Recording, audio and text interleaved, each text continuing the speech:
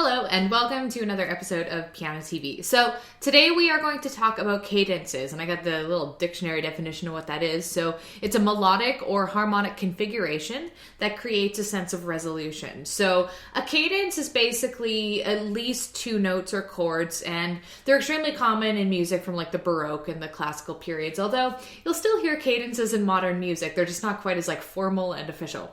So what we're going to talk about in today's video is what cadences are and how they work and some of the different types of them with examples. So let's hop to it. Before we get into all this cadence business though, I just want to get a few terms and stuff out of the way so we're all speaking the same language. So here I have written a C major scale. So I've given every single note of this C scale a degree number, so 1 through 8. So the first note of the scale is a 1, the second note is a 2, and so on and so forth. So I want to just talk about Roman numerals now because we're going to be using these in a minute. So I'm going to just first of all circle the first and fifth note of the scale. So in a C scale, it would be C and G. And I'm going to label them with their Roman numeral equivalents. So most of us know this from reading clocks and stuff like that. That's how I know Roman numerals anyway. But 1 equals an I in Roman numerals and 5 equals V. So these scale degrees, the least you need to know is that they're super important and probably even the most important in any scale. So if you're in the key of D, the key of F, whatever, the first and the fifth notes of that scale, you can't see me right now, but I'm just like doing wild gesturing. It's not helpful, I'm sure. But anyway, these scale degrees are really important, and I'm going to give them names. Well, I'm not going to give them names, but they have names that we're going to use. So the 1 is called the tonic, and the 5 we shall refer to as the dominant. Here's another example just so you can see in the key of D major. So I've got the D major scale written out and all the scale degrees labeled. So I'm going to go and find the tonic, which is the first, marked with Roman numeral I, or 1, and then the dominant, which is marked with the Roman numeral V. So in the key of D major, D and A, these are going to be like our really important, crucial letters or notes. So the most common and basic cadence is one that moves from 5 to 1. So if you're in the key of C, that would be from G to C, from the dominant to the tonic. So if you're playing a piece in the key of C major, playing even just a single note, a G to a C, would be considered like a fairly stunty cadence, but still a cadence.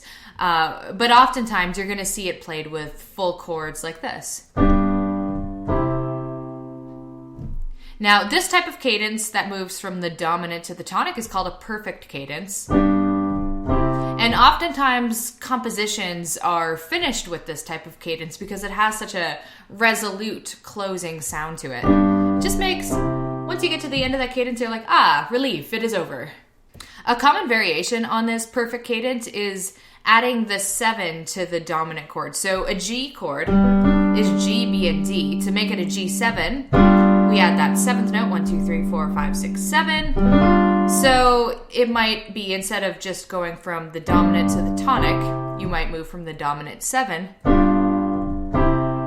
to the tonic, which has a slightly more tense sound, and it's used a lot, especially not so much in modern music, but more so in like classical music. So cadences are to music what periods are to punctuation. They create a sense of closure, a sense of ending, and a little break between parts. So even though cadences are really common with classical music and Baroque music, you will hear them in a modern sense, just like I said, a little less formal. So a lot of the times if you're listening to the last 5 seconds of a song, you will hear some sort of cadence, usually a perfect cadence going from the dominant to the tonic. So just keep your ears out and see if you can hear that. You'll also hear cadences between major sections, like maybe between a verse or a bridge or something like that. Another common cadence is called the imperfect cadence. So the perfect cadence moves from the dominant to the tonic and, like I said, creates that kind of like completion sound. So with an imperfect cadence, it's exactly the opposite. So it moves from the tonic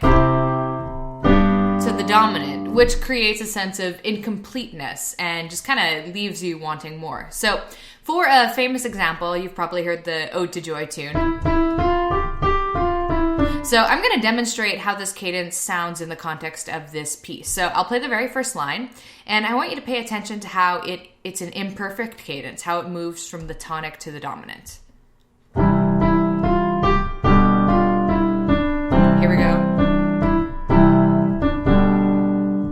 And another example with the exact same line, I'm going to show the difference in sound between moving from the tonic to the dominant to moving to the dominant 7, which adds more tension. So here we go.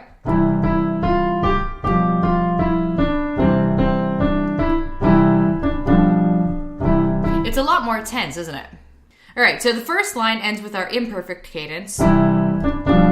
Now the second line of Ode to Joy is going to end with a perfect cadence. So listen carefully how it's going to move from the dominant to the tonic.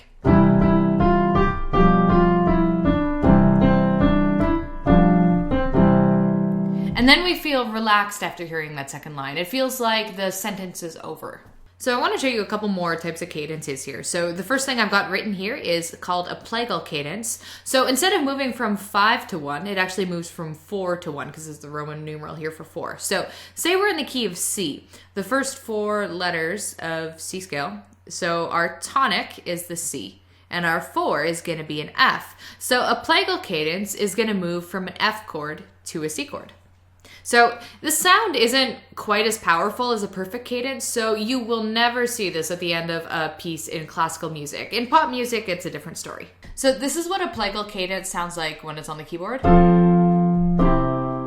It's nicknamed the Amen cadence just because if you've ever been in church and you've sang the word Amen, it's usually to the tune of a plagal cadence. So Amen, kind of like that. So a really popular example that you'll probably be familiar with of a plagal cadence can be found in the song Yesterday by the Beatles. So in the line, I believe in yesterday, kind of like in the chorus, just listen to the last 2 chords I play.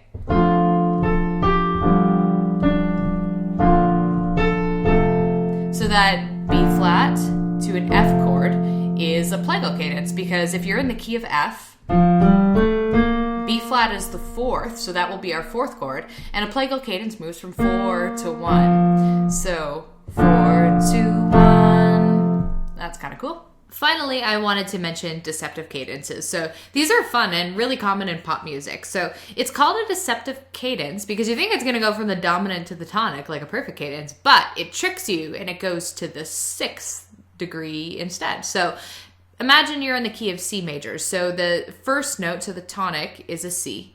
And then the dominant, which is indicated by our Roman numeral V, is a G. And then the 6th one, so the note right after G, is going to be A. And I wrote it in lowercase because if you're in a major key, this is going to be a minor chord. So for our deceptive cadence in the key of C, we're going to move from a G chord to an A minor chord. So it just, I'll play it on the keyboard so you can hear what it sounds like, but it's got kind of like a darker sound to it, which is, I mean, you can assume that because we're going to a minor chord. So here's the deceptive cadence on the keyboard. So you can hear how unexpected and kind of abrupt it sounds, and it isn't usually used at the end of a piece in older song styles like classical music, just because it's just too unresolved and too abrupt. It's not as relaxing as the perfect cadence, where you really feel like a sense of closure there. So pop music will break the rules more. You might see this kind of thing pop up here and there. But I'm going to use another Beatles tune as an example to kind of demonstrate how this twists the sound, and it really does add that kind of like deceptive element. So in the song Obladi Oblada, in the chorus, they do end on a perfect cadence. You'll notice that I'm going to go from an F chord to a B flat chord. So if you're in the key of B flat major, B, C, D, E flat, F, that's the dominant and that's the tonic. So going from an F chord to a B flat chord is a perfect cadence. So I'll show you what I mean here.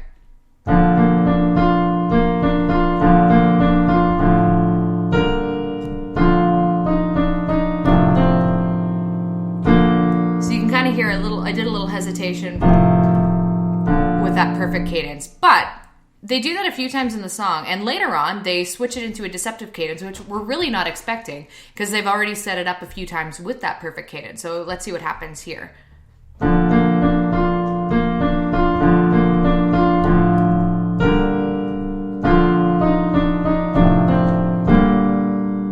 So you hear how it's kind of darker and it kind of catches you off guard a little bit. It's surprising.